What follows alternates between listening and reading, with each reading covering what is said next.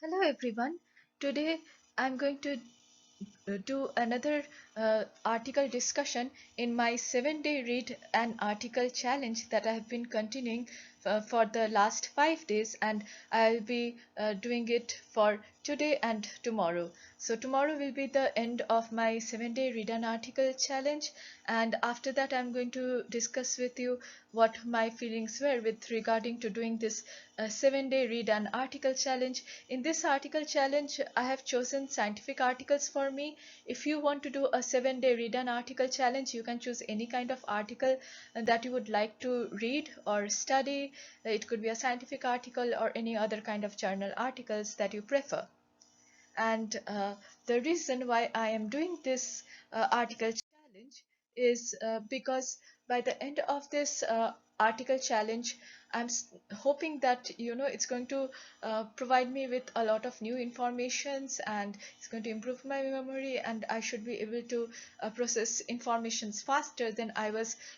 processing earlier. And this has given me an opportunity to make reading of scientific articles fun for me. Till so far I have had a good experience with this challenge. So far I have learned a lot of new things that I would not have forced myself to read,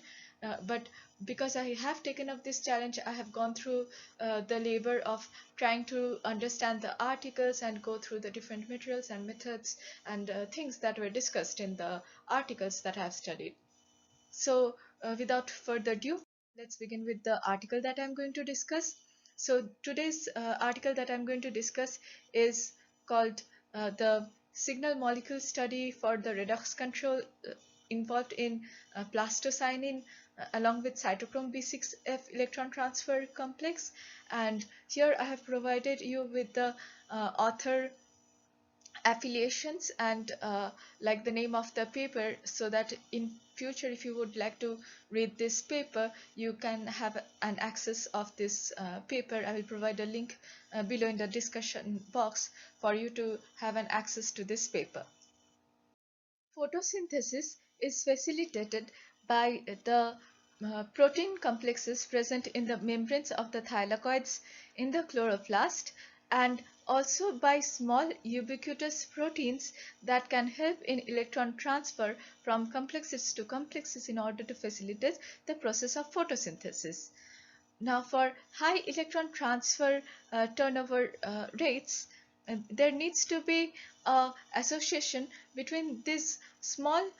proteins that can diffuse around and their membrane bound partners, and this interaction needs to be highly specific for the electron transfer to occur initially, and then after the electron transfer has occurred, then beyond that, the post electron transfer moment, there needs to be the separation in between these two partners. In this paper, the two systems with which we are going to discuss the importance of electron transfer rate for particles that can come together in order to facilitate electron transfer will be plastocyanin, which is the smaller diffusible protein, and it will be referred as PC throughout the presentation. And along with it, we will discuss its partner protein that is present in the membrane called cytochrome B6f. Now, plastocyanin shuttles electrons between the cytochrome B6f and the PS1 complex. And in plastocyanin, there is a active copper atom that has two oxidation state. One is a +1 oxidation state and another is a +2 oxidation state, and that actually facilitates in its electron transfer. Plastocyanin accepts an electron from the C-type heme of cytochrome F and delivers it to the P700 specialized pair chlorophyll of photosystem 1 or PS1, for which oxidized plastocyanin must diffuse over a distance of up to 250 nanometer between the two membrane integral complexes of the cytochrome B6F and the PS1 through the lumen. And this lumen is very crowded with a lot of other kind of macromolecules and is generally like approximately 10 nanometer wide. Interaction between the soluble redox protein and the membrane integral partner would require a bunch of steps, with the first initial step to be that of a interaction caused by long-range electrostatic forces between the residues having electrical charges in both of the proteins. So there should be electrical charges that should interact with each other from the soluble redox protein and from that membrane integral partner protein. And after this interaction is established, then there is the formation of the active electron transport complex or the ET complex. And for most of this process, the formation of this active ET complex, whenever we mention the term ET, it basically states the electron transfer or electron transport complex. Okay, so in this case of the study that we are doing, the electron transport complex consists of the plastocyanin, which is the soluble redox protein, and the cytochrome F of the cytochrome B6F, which is the membrane integral partner. So once this electrostatic interaction happens, what it does is that it minimizes the number of rotational or translational movements across these two proteins systems, and that would cause the initial ET active complex, and this complex is made then stronger by help of short-range hydrophobic interactions between aromatic and nonpolar residues that are present along the redox cofactor binding sites for both of these proteins. So here, if you look at the bottom of the slide, there is a picture of a model that is provided, and here we show both the hydrophobic surfaces and the residues that are present in plastocyanin and cytochrome F. So the blue surfaces are the basic charged surfaces that you can see over in case of cytochrome F, and the red surfaces that you can see for plastocyanin denotes more of the acidic residues that are present, which actually helps in the interaction of these two proteins. The acidic patch of the plastocyanin and generally has glutamate or aspartate as the residues, and cytochrome F has a lot of lysines. Most of these lysine residues for cytochrome F lies on the stromal side, but there are some residues on the lumen side as well. The importance of why we are talking about the stromal or lumen side of the lysine residues for cytochrome F will be clear as soon as we get into the methodology for this experiments that were done. So generally at high ionic strength, the ET rate, the electron transfer rate, would decline since the attractive electrostatic interactions are screened due to high ionic strength. So in these experiments, purified surface immobilized cytochrome B6F complexes were used for the investigation of the redox and the salt dependence of the plastocyanin cytochrome B6F interaction at single molecule level using the AFM or atomic force microscopy. For the experiments with AFM, the cytochrome B6F, which was the membrane protein, was reduced using sodium ascorbate and was immobilized on a silicon substrate, SiOX substrate, that was functionalized with MPTMS and attached via a short linker called SMCC. The plastocyanin, which was the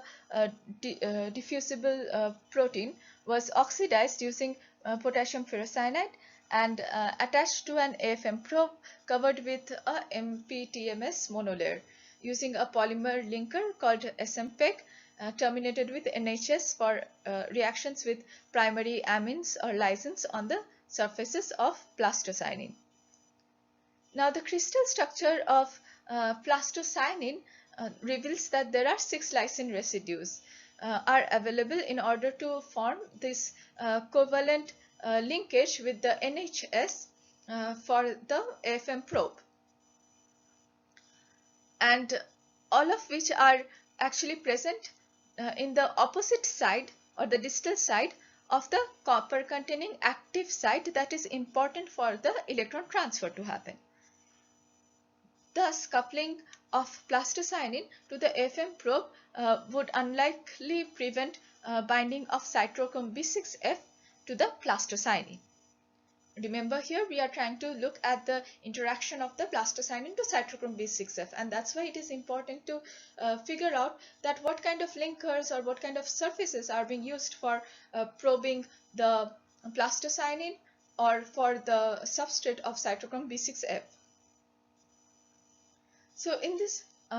PFQNM experiments, the PC functionalized probe is brought into contact with the cytochrome B6F molecules on the surface, whereupon a specific interaction can occur. Subsequently, the upward movement of the probe fully extends the flexible linker before rupturing the interactions in between the two different proteins, the plastocyanin and the cytochrome B6F. So if you look at the figure here, it shows how the plastocyanin can interact with the cytochrome B6F, and as soon as like there is specific interaction can occur, and as you move the AFM probe away from the cytochrome B6F substrate, the linker will start becoming much more flexible. It's going to move up till it ruptures,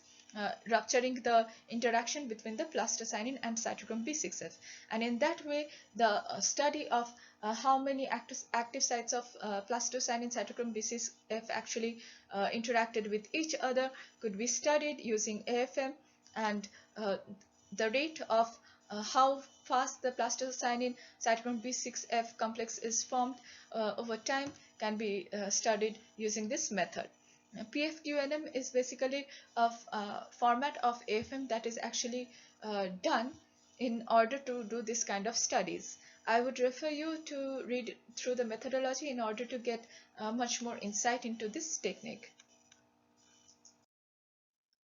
So the results, as you can see from the plot or the picture that was produced from the AFM topology image, shows the distribution of the immobilized cytochrome B6F complexes on the SiOX or silicon substrate. And if we look at the height for these particles, it shows an average height of 8 nanometer, which is the expected size for cytochrome B6F complexes. Now, the interaction between the cytochrome B6 complexes on substrate and the PC on the probe can be visualized using an adhesion image that you can see in the figure D. And that shows the locations of the unbinding forces required to rupture the probe surface interaction, as shown in the earlier picture in the previous slide, where it showed that if the probe is taken away from the substrate, there will be an unbinding force associated with the rupturing of the interaction between the two protein complexes. So this unbinding force can be actually plotted and can be calculated based on these interactions that are happening by using AFM. Now, the topographic and adhesion image that are seen in B and D can be overlapped, and they show a good correlation, as you can see in figure E. In figure E, the topographical plot, the background is the green colored background for the immobilized cytochrome B6F, and the higher unbinding forces that you can see are plotted as the magenta or the pink colored and are recorded, and you can like see throughout the 8 nanometer topographical features that correspond to the cytochrome B6F complex. Now, the slight offset of the high adhesion force events from the center position of the cytochrome B6F complex, if you consider where the peak for the green cytochrome B6F is there, and consider the peak for the unbinding force that is presented as the magenta, most likely results from interaction of the plastocyanin molecules attached with an offset to the AFM probe, along with the scan direction artifact. So this offset needs to be understood, like why is there an offset present. So these interactions were quantified further by extracting and analyzing the actual force distance data obtained from each pixel of the adhesion image that was developed from the topographical image. Now, the results showed that there was presence of force distance curves like that were extracted out from this adhesion images, and these force distance curves can be plotted, as you can see on the right hand side figure that is shown in the slide. So if you look at the right hand side figure, there are two force versus distance plots that are shown on the top in green, and these are the representative of the majority of the pixels that were observed in the image that show the low unbinding forces are comparable to the noise level of the measurement that were observed, and that is pretty much clear by the flat lining of these two topmost lines. Now, if you look in the figure in the middle, there are two pink or magenta colored lines which are the middle curves. We will discuss it as middle curves because these ones show a large increase in the unbinding force. If you look at the force content, like the amount that is shown in the scale bar, so these are like closer to 250 to 300 piconewtons force, but centered on a probe sample separation distance of 10 nanometer. If you look at the separation distance between the FM probe versus the substrate, which indicates that the flexible linker attaching plastocyanin to the probe is fully extended before the interaction is ruptured. And this indicates a specific plastocyanin to cytochrome B6F unbinding event. So after like 10 nanometer, there would be like the complete rupture, and in that case, like, you know, there should not be any interaction that should be observable. Now, if we look at the bottom two curves that are shown, so these are the recorded on the probe being very close to the surface,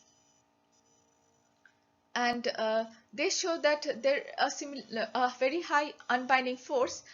but importantly at a probe sample separation distance that is close to 0 nanometer. Which means there's like barely any separation between this probe and the sample, which indicates a very non-specific interaction between the bulk surface of the probe and the silicon surface on which the cytochrome P6F is present. This type of analysis allows us to use the probe sample separation distance as a selection criteria to understand that if the data is specifically related to the interaction between cytochrome B6F complex and the plastocyanin on the probe or not. Based on the previous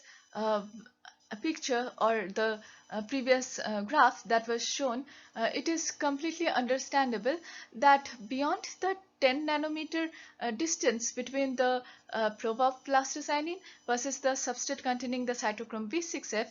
if the distances are made beyond this 10 nanometer separation distance range, then there will be a rupture of the forces, and that would be leading to the unbinding forces. So in order to calculate or measure the unbinding forces for these two particles that actually help in electron transfer by forming a complex, the analysis of the distribution of the unbinding forces were done over 6,000 separate events of experiment containing this plastocyanin along with the cytochrome B6F in the substrate. So in these experiments, in order to properly understand that the saturation of the cytochrome B6 sites were already happening due to the plastocyanin that is present, excess of plastocyanin was also provided in the FM liquid cell to counteract for proper saturation of the active sites. and the excess amount of concentration of plastocyanin that was added was like 90 micromolar, which is actually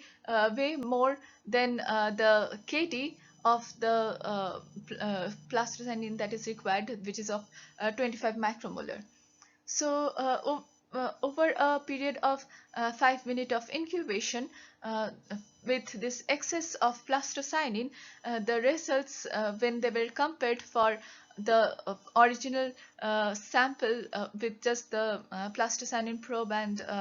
the cytochrome B6F substrate versus the excess plastocyanin that was present in the cell along with the substrate, the results showed that presence of excess free plastocyanin was causing a fourfold lower frequency for the interaction between cytochrome B6F complex and the plastocyanin attached to the FM probe. As you can see in the figure that is present on the left hand side, figure marked B. And if we look at the distribution for both the original experimental state versus the experiment that was done with excess pre-plastocyanin, we do see that the distribution of the unbinding forces have similar pattern, although the adjusted frequency has decreased, as you can see in the figure A, which is present on the right hand side of this slide. But the overall distribution pattern is similar. So if you look carefully, there is basically a bimodal distribution that you can see in this figure A over here. So we do know that this addition of excess plastocyanin does blocking controls, but it also still allows some residual binding event to still happen. Next, it was important to learn that how are the binding dynamics different in various redox states of the plastocyanin and the cytochrome B6F. In order to study that, 4 different experiments were done with the initial state of the experiment that consisted of the cytochrome B6F, which was reduced, versus plastocyanin that was oxidized, and that was compared to the situation where cytochrome B6F was oxidized, plastocyanin was reduced, and the third condition consisted of both states of cytochrome B6F and plastocyanin to be oxidized, and also compared with where both of these proteins, cytochrome B6F and plastocyanin, were reduced. So in this case, the reason why we are looking at different redox state is to understand that if the binding dynamics between these two, cytochrome B6F and plastocyanin, will vary, and in order to reduce or oxidize them, the reductant used was sodium ascorbate, and as earlier told, this oxidizer that was used was potassium ferrocyanide. When the cytochrome B6F and the plastocyanin are in the same redox state, we can see that the frequencies are way lower compared to when they are either present in different redox states. If we look at the redox state for cytochrome B6F that is reduced to plastocyanin that is oxidized pair, and compare the ones where the redox states are same, we see there is a 5 times lowering of the frequency for those samples. And this is in like this kind of result is what was seen previously by the authors as well, by doing a separate set of experiments. Now the results for the post-electron transfer event, in which case the cytochrome B6F, when it would give an electron away to the plastocyanin, would have become oxidized, and the plastocyanin itself would have become reduced. In that case, as you can see by the orange bar in the graph that is present on the left hand side of the slide, it showed a equally high interaction frequency. Uh, Due to the low driving force for electron transfer in this complex, the similar interaction frequencies for cytochrome B6F oxidized to plastocyanin reduced and cytochrome B6F reduced to plastocyanin oxidized likely reflect the reversible electron transfer between the tip attached plastocyanin and surface attached cytochrome B6F during the experimental time for this case of experiment. On looking into the different unbinding force distributions for the different redox states of these complexes, we see that for the cytochrome B6F reduced to plastocyanin oxidized state, which we can call the pre-electron transfer state or pre-ET, and comparing it with the post-ET, which is the cytochrome B6F oxidized to plastocyanin reduced state, they were very identical with respect to the population of two different frequencies that you can see in the graphs B and C. And they had two different unbinding forces based on the population. One was closer to approximately 219 to 223 piconewtons, and the other one was closer to 311 to 313 piconewtons. So this presence of both of the populations can be clearly seen in either of the different redox states, where the redox states of these two couples are opposite to each other. And also in higher harmonics of approximately 400 and 650 piconewtons, you can see small unbinding events that are present, and that could be due to simultaneous unbinding events that are happening between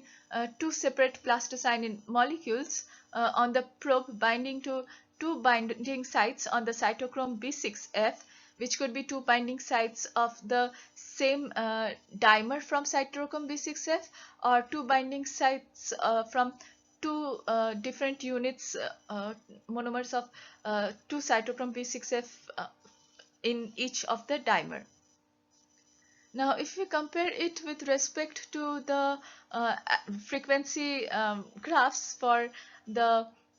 samples in which the states of the cytochrome B6F and plastocyanin were kept the same, in that case you can see a very reduced adjusted frequency like it was shown in the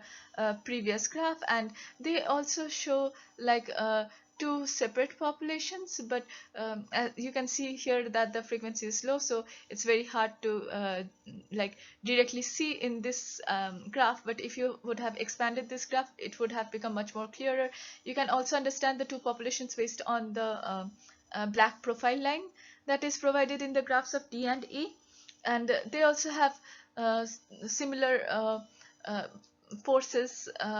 for each of those two populations, one at 260 piconewtons to 212 piconewtons, and the other one to 301 to 314 piconewtons. The important question is that why do we see these two populations, and what is causing these two populations? So there two population presence could be an effect due to the electrostatic interaction that is happening initially, followed by the interaction for the electrostatic interaction along with the hydrophobic interaction that is causing the tighter electrotransfer or electrotransport complex, or the ET complex as we call it. So in order to understand how is the electrostatics reflecting this complex formation, a various amount of salt concentrations were used for these experiments in the buffer in order to change the ionic strength. So a change in the ionic strength would eventually affect the frequency, and that would give us an insight how the ionic interactions are having a role in the presence of the in development of these two populations that we can see in the frequency distribution plots. So the range of salt concentrations used ranged from 5 millimeter to 250 millimolar, which is a very high salt concentration with respect to the physiological considerations. And as we see the plots over here, the force constant, like the x-axis that shows the force in the uh, piconewtons, the with respect to the adjusted frequency in the y-axis.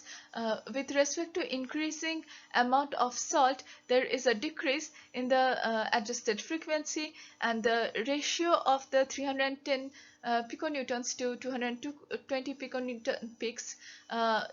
generally remain unchanged, irrespective of the fact that the frequency keeps on decreasing. And this decrease in the adjusted frequency becomes much more clearer from the bottom graph that shows adjusted frequency versus the concentration of sodium chloride, where we see an exponential decay as the amount of sodium chloride increases. By the end of 250 millimolar of sodium chloride, there is almost 5 times decrease in the adjusted frequency from where the initial frequency was measured. So since similar patterns were observed for both of the force populations at 220 and 310 piconewtons, the results suggest that the lower force peak is unlikely to arise specifically from the encounter complex of just electrostatic interaction. The lower peak that was seen for the unbinding of the complexes could be either due to the kind of surface that was being used for the FM experiment. However, changing of the surface for binding of the cytochrome B6F complex when was changed, there was no difference seen in the results, and then the presence of the lower peak at 220 piconewtons was assumed to be due to the orientation of the cytochrome B6F complex that was immobilized on the substrate. So in order to understand if the cytochrome B6F orientation was having any effect on this formation of the peak at lower frequency, at the lower force constant, the experiments were done in presence and absence of excess plastocyanin. And if you look at the plots between and the graphs between A and B, A is the experiment done in the original form, and B is where there is an excess of plastocyanin that has been provided in a buffer that contains magnesium in both cases. So based on the topographical maps that you see on the topmost panel, and also on the adhesion maps that you see in the bottom panel, the distributions of the plastocyanin was measured in both cases, and the results showed that there was a significant decrease in the total number of recorded interaction events in presence of the plastocyanin oxidized form. And the statistical analysis of interaction frequency revealed that excess plastocyanin oxidized addition causes an expected drop of the total cytochrome B6F detected by approximately 3 times. One thing I forgot to mention here, guys, that in this case the experiment that was being done is with oxidized plastocyanin and along with reduced cytochrome B6F. And furthermore, there was no indication of a 220 piconewtons peak in the force distribution histogram, as you can see from the figure F, and there was a most probable unbinding force that was found closer to 328 piconewtons. So these findings imply that the presence of the second peaks in the unbinding force histograms recorded with surface immobilized cytochrome B6F might be related to a poor orientation of cytochrome B6F on the sample substrate when these experiments were done by using the free plastocyanins that was present along with free cytochrome B6F that was used on a specific substrate. In this case, when cytochrome B6F was used, this was directly from the cytochrome B6F present in the grana on which the detections were being done, and not on a different inorganic substrate such as SiOX. This brings me to the conclusion of this paper. I find this paper very interesting because this paper studies about the interaction between cytochrome B6F and plastocyanin in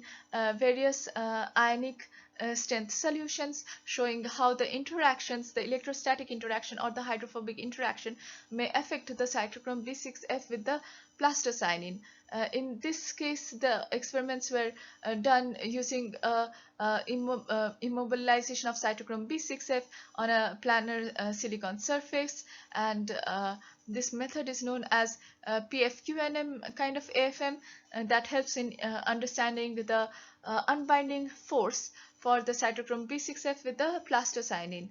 And the results showed that the frequency of interaction was highest when this two proteins had different redox states rather than having the same redox states, because with same redox state there was a decrease in the interaction frequency by a 5-fold, and this interaction that is present is not dependent upon the surface immobilization chemistry. Like if you change the substrate from a silicon surface to any kind of other surface, it would not change the interaction between the plastocyanin for the cytochrome B6F, and the fact that this interaction between plastocyanin and cytochrome B6F is the best when these two proteins are present in the opposing redox state suggests that the reason why there is a reduction in the interaction frequency for same redox state is probably to avoid unproductive encounters between the molecules when they are in the same redox state, which would efficiently help in transferring the electron transport from cytochrome B6F to plastocyanin to further PS1 in the Z scheme of the photosynthetic electron transfer. I would suggest you guys to give a read to this paper. It's a really nice paper, and I hope you guys enjoy topics like this. I definitely enjoy such topics because this was a pretty new technique for me, and it was pretty illuminating. There were a lot of things that was kind of confusing for me initially to understand, but overall I did really like this paper. And I would suggest you guys to read this paper. This brings me to the end of my 6th day for this article reading challenge, and as I show you in my last slide, this is a chart that I had developed in order to keep me motivating to read articles every day throughout my 7-day article challenge. And each day as I would read, I would keep on ticking for each of the days that I have read the articles. And you can do the same. You can even take a screenshot of this kind of table in order to keep yourself motivated and keep on ticking it every day you read an article. Not necessarily you have to make a PowerPoint and present it in YouTube, but I did it just for fun for myself and to make sure that I definitely keep on reading an article a day. And if you would like to do such a challenge, please put the thumbs up, and thank you for seeing this video. If you like such videos, please put the like button, and also subscribe to my channel. Have a great day ahead. Meet you till tomorrow, which will be the last day of my read an article for a week challenge. Have a great day. Bye.